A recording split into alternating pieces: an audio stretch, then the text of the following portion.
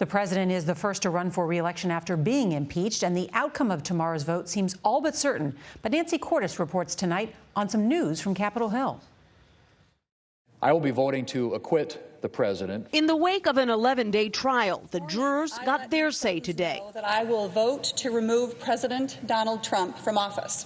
I'm voting no on both of these articles. He absolutely, unequivocally is guilty. Senate Democrats argued acquittal will embolden the president. Republicans in the Senate are offering him unbridled power without accountability, and he will gleefully seize that power. Republicans said a conviction would undermine the voters. The Senate has never removed a president.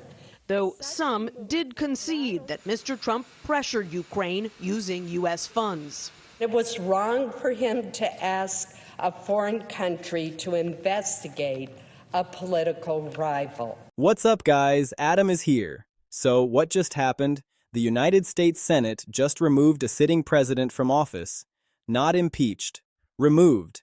And it didn't happen along party lines. Members of Trump's own party broke ranks and made it happen. The thing political scientists spent decades calling impossible just became history. So the Senate Democratic leader, Chuck Schumer, is calling for President Trump to be removed immediately from office. In a statement, he said this president should not hold office one day longer. The quickest and most effective way it can be done today to remove this president from office would be for the vice president to immediately invoke the 25th Amendment. If the vice president and the cabinet refuse to stand up, Congress should reconvene and impeach the president. This was a supermajority. 68 votes to remove. 68 senators looked at the evidence, looked at the pattern of behavior, looked at the escalating military conflicts, and said, enough is enough. And here is the detail that should make every political observer sit up straight. And ABC News political director Rick Klein joins me now for more on all of this. Rick, at least 5 House Republicans have announced that they will vote to impeach President Trump. How significant is that?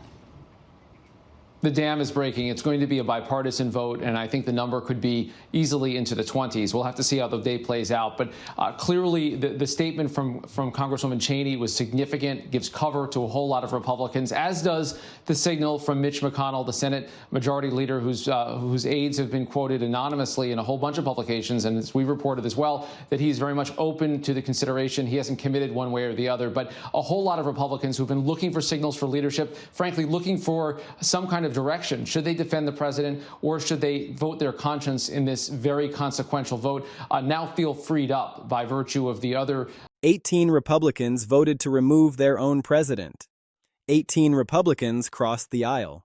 18 Republicans decided that defending the Constitution mattered more than party loyalty. That is not a protest vote from a couple of moderates in blue states.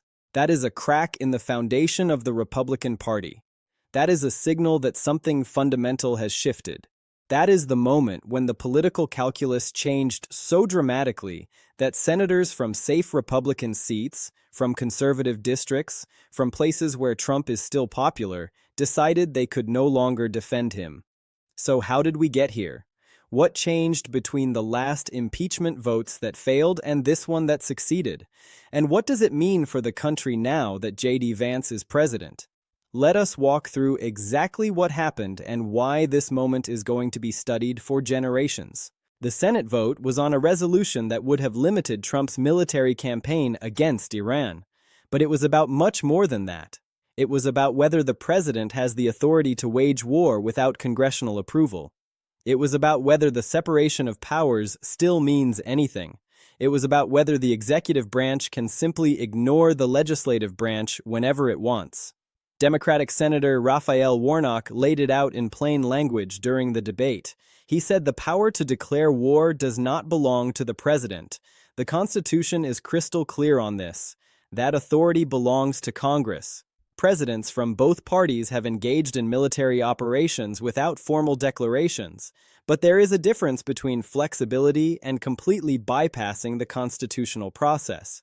There is a difference between emergency action and treating Congress as irrelevant. And what was the final tally? 68 to 32. That is a supermajority. That is not a close vote. That is not something that squeaked through on a technicality. That is a decisive, overwhelming statement from the Senate that Donald Trump had crossed a line that could not be uncrossed. But the number that matters most in that tally is 18. 18 Republicans voted with the Democrats. 18 members of the president's own party looked at what he was doing in Iran, what he was doing in Venezuela, how he was ignoring Congress, how he was claiming unlimited executive authority, and they said no. They said, this is not how our system works. They said, we have a constitutional responsibility that outweighs party loyalty. These were not fringe figures.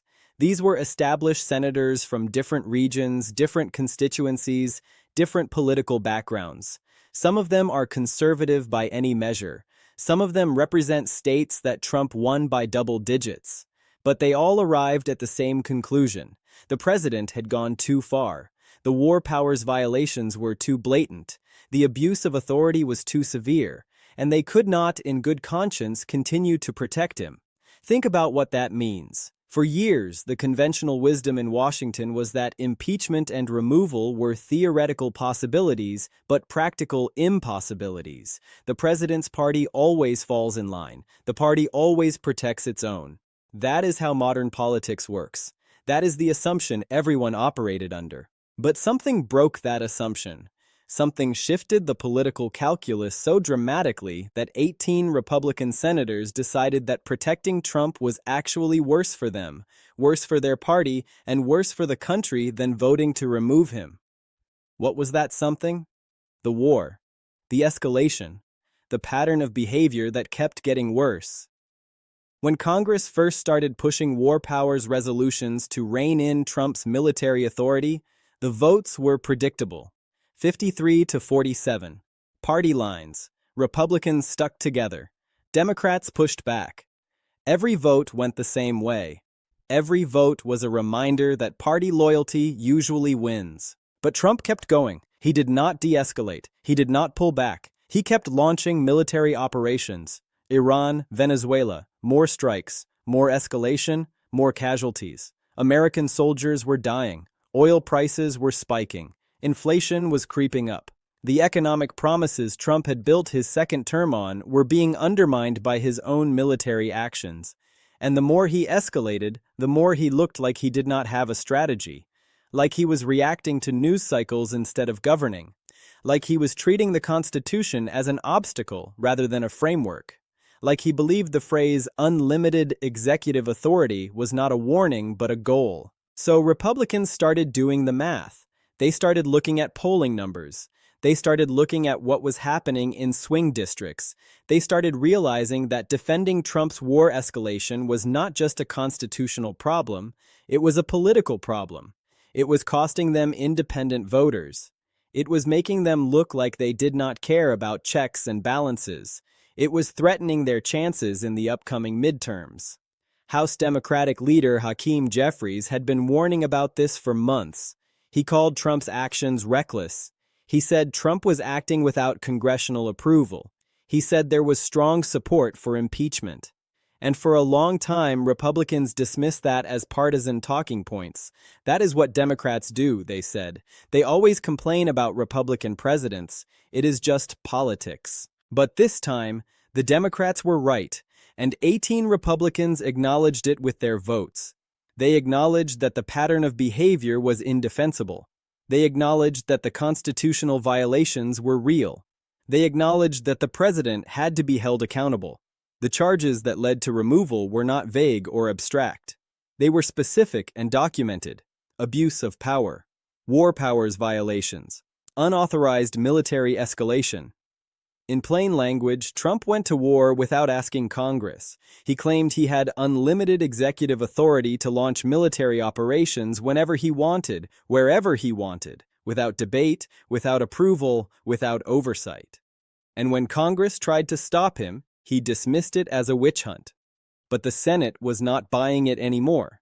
They looked at the pattern, they looked at the escalations, they looked at the economic damage, and they said, we have a constitutional responsibility here. We have to act. And they did. 68 votes, a supermajority, 18 Republicans. The president was removed. Now let us talk about what this actually means in practical terms. Because this is not just a history lesson. This is happening right now. The consequences are already unfolding. First, JD Vance is now president. That is the immediate, undeniable, enormous consequence. The vice president has been elevated to the highest office in the land. And Vance is fundamentally different from Trump in ways that are going to reshape the entire political landscape. Vance is a more traditional politician. He respects institutional norms. He understands how Congress works. He knows how to build coalitions. He is not going to claim unlimited executive authority. He is not going to launch military operations without congressional approval. He is not going to treat the Constitution as optional. For the Republican senators who voted to remove Trump, this is probably a relief. They do not have to worry about the escalations continuing. They do not have to worry about coming back to vote again. The immediate crisis is over. The pattern of constitutional violations has stopped. But for Trump supporters, this is a different story. They voted for Trump. They wanted Trump's policies, Trump's approach, Trump's style. And now they have Vance. Vance shares some of the same policy goals, but his approach is different. His relationship with Congress is different. His communication style is different. He does not use social media the same way. He does not attack the media the same way. He does not have the same inflammatory rhetoric. There is going to be friction. There is going to be resentment. Some Trump supporters are going to feel betrayed. Some are going to feel like they did not get what they voted for. That tension is going to play out inside the Republican Party for years. Second, this fractures the Republican Party in a way that is significant and lasting. We already knew there were divisions. We already knew there were tensions between different wings of the party. But those divisions were abstract. They were about policy disagreements or tactical differences. Now they are concrete. Now they are real. Now they are about whether the party stands with Trump or with the senators who removed him. 18 Republicans said, in effect, that they are not going to follow Trump's lead anymore.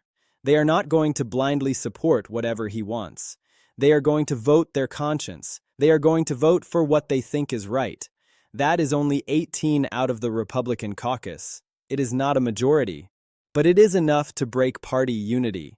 It is enough to show that Trump does not have automatic, guaranteed support anymore. Moving forward, when Vance proposes something, he cannot just assume all Republicans will vote for it. He has to actually convince them. He has to build coalitions. He has to negotiate and persuade and make the case. That is how Congress is supposed to work. But Trump broke that system by claiming unlimited executive authority and expecting Republicans to support whatever he did. Vance is going to try to rebuild it. That is probably going to be good for the Senate as an institution, but it also means governing is going to be slower and harder than it was under Trump. Third, the economic implications are massive. Trump's military escalation in Iran was spiking oil prices. Spiking oil prices were putting pressure on inflation. Inflation was undercutting Trump's whole economic growth message. It was creating uncertainty in the markets. It was making investors nervous. By removing Trump, the Senate de-escalated the situation. Vance is almost certainly going to wind down military operations in Iran.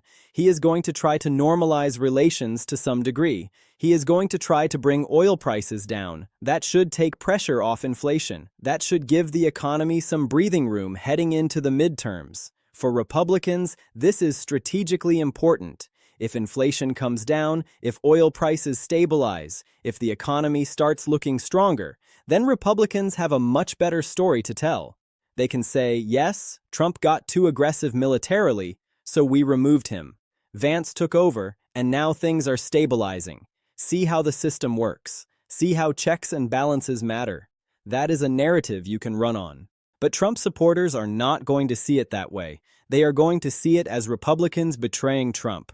They are going to see those 18 senators as traitors or turncoats.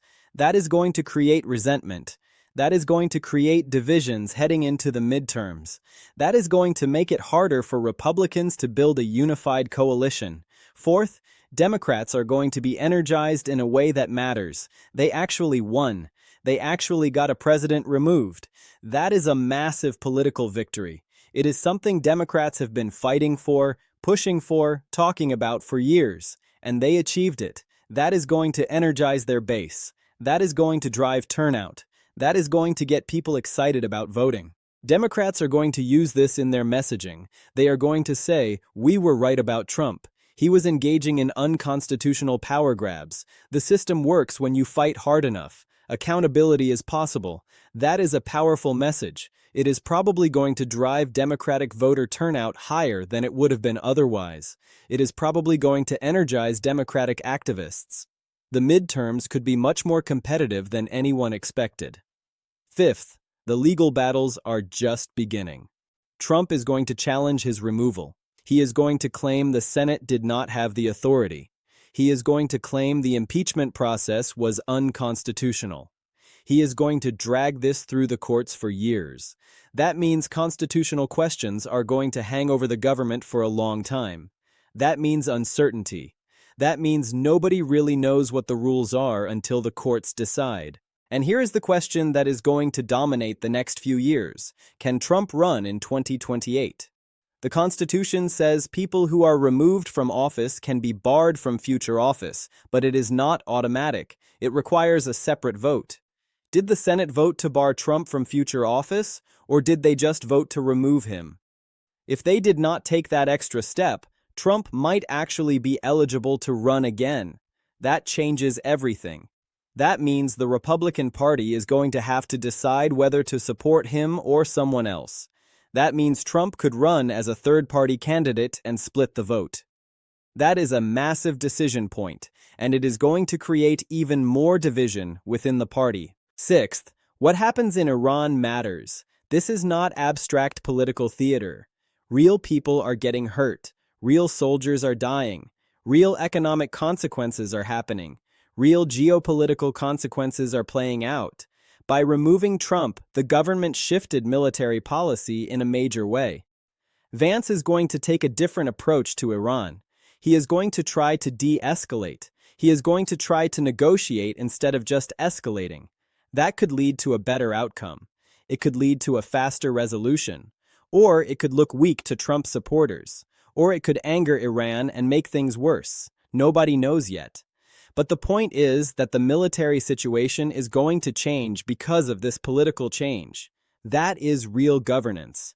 That affects real people. So let us step back and look at the big picture. Because this moment is bigger than any one person. It is bigger than Trump. It is bigger than Vance. It is bigger than the 18 Republicans who voted to remove their own president. What we just witnessed is the system working. The Constitution is designed to make removal difficult. It requires a supermajority. It requires consensus across party lines. It requires senators to put the country above their party. And it happened. It actually happened. 68 senators looked at the evidence and made a decision. That is how the system is supposed to function. But what we also witnessed is the Republican Party fracturing in real time. 18 senators decided that protecting the Constitution was more important than protecting Trump. Depending on your perspective, that is either heroic or traitorous. But either way, it changes the party. It creates fault lines that are going to take years to heal. It makes the midterms unpredictable. It makes the 2028 race wide open. And what we witnessed is the beginning of a new era. JD Vance is now president. The military escalation in Iran is going to wind down. The economic pressures are going to ease. The constitutional crisis is over. But the political chaos is just beginning. Trump is not going away quietly. His supporters are not going to accept this. The legal battles are going to drag on. The midterms are going to be a referendum on everything that just happened. So where does that leave us? We are in uncharted territory.